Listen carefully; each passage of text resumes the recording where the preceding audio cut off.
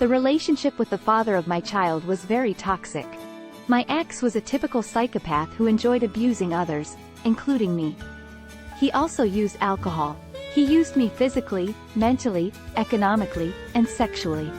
When I saw 2 lines on the pregnancy test and heard from him, greater than take it F. Remove it, I will not pay money for any brat greater than you will see. I will give birth to this baby, and I'll be fine without you. Agata gave birth to a son because she wanted to take revenge on her former partner, who ordered her to terminate her pregnancy.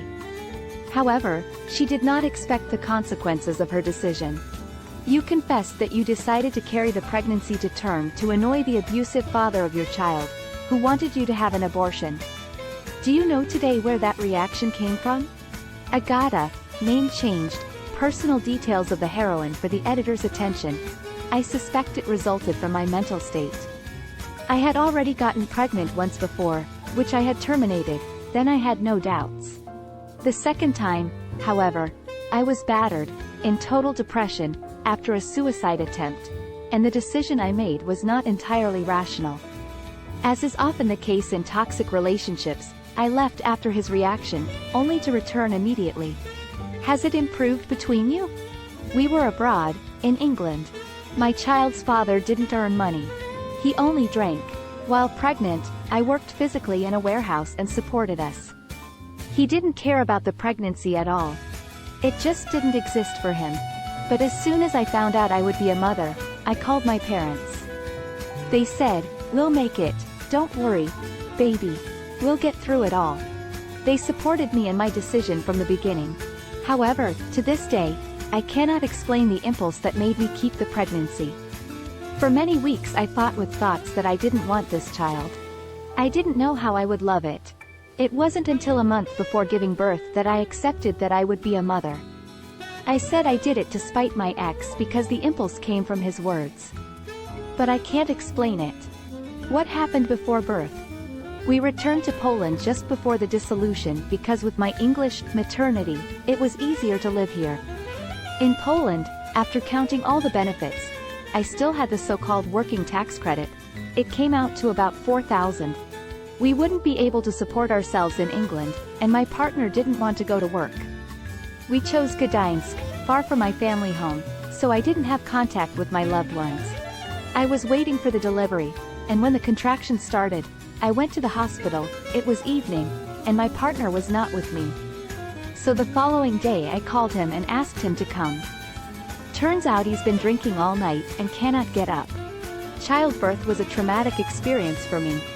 I had contractions that didn't register for CTG, so the midwives thought that labor had not started yet, and I was walking on the walls because of the pain. Finally, after 30 hours, it was decided to examine me, and it turned out that I was fully dilated. I was immediately taken to the delivery room.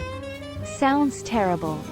The little one was losing his pulse tired of the delivery, so it was decided that he would be born by cesarean section.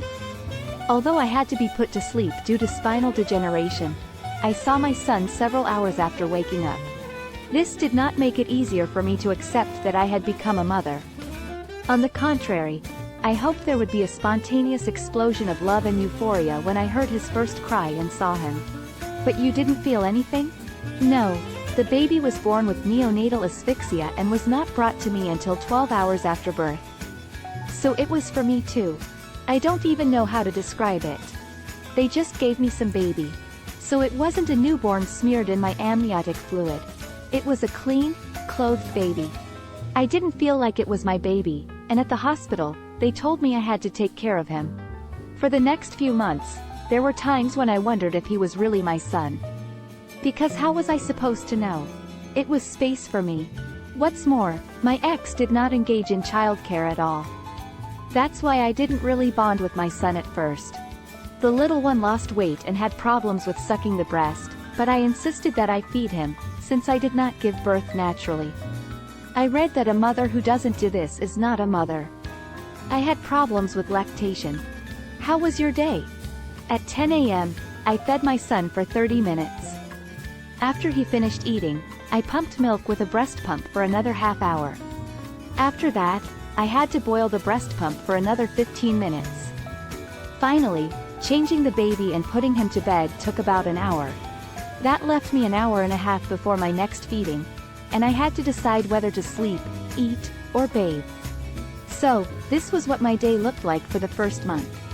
I was physically and mentally exhausted. I had the impression that I was walking on ice breaking under me, that I had nothing to hold on to, and that I couldn't do anything.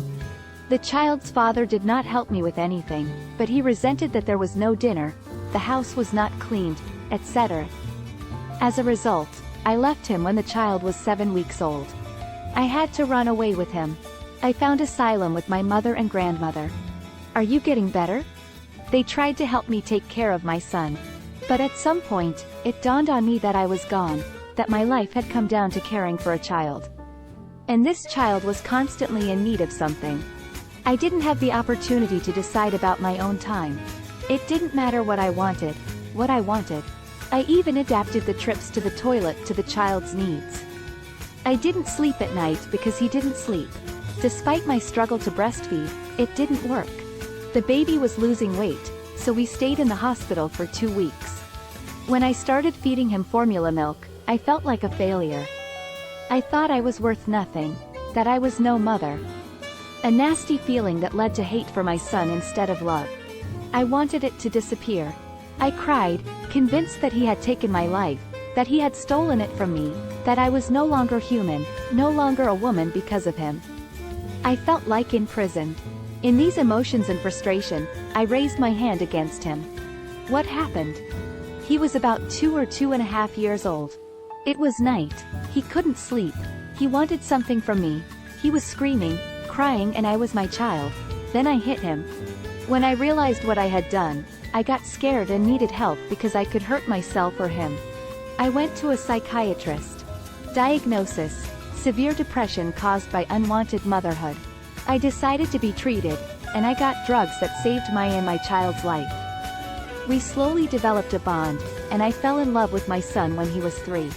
I understand that nothing miraculously changed, as if by magic. It's not like I'm a happy mother and motherhood fan. But, to this day, I do not understand how you can want to have a child or decide to have a second child and another.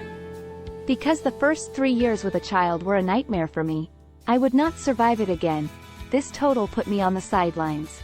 I ceased to exist. I said that I was at the end of serving a child. I was sure that I had no rights, only duties. I wouldn't want because I had a child. I felt as if it had stolen my life and made me die as a man and woman. I'm only starting to recover when my son is 7. I love him very much.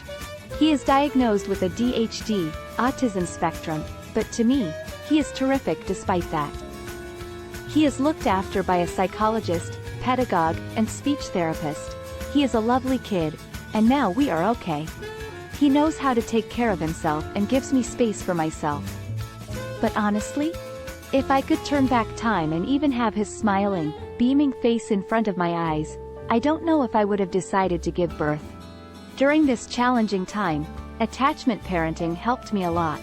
This trend focuses on understanding the child's emotions and respecting them because, thanks to this, I understood my son's behavior, such as why he gets hysterical and angry.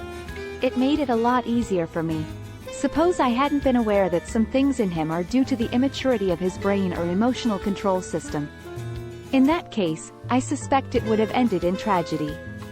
His problems cost me a lot of nerves. Why did you decide to tell me this? Because it's time to debunk the myth of perfect motherhood and the belief that every woman should give birth. If motherhood is someone's goal, that's great, but telling someone that if they have a uterus, they must have children, or hating on women who don't want them or don't feel comfortable being a mother, shouldn't be happening. So we have to fight it. Maybe my story will help someone.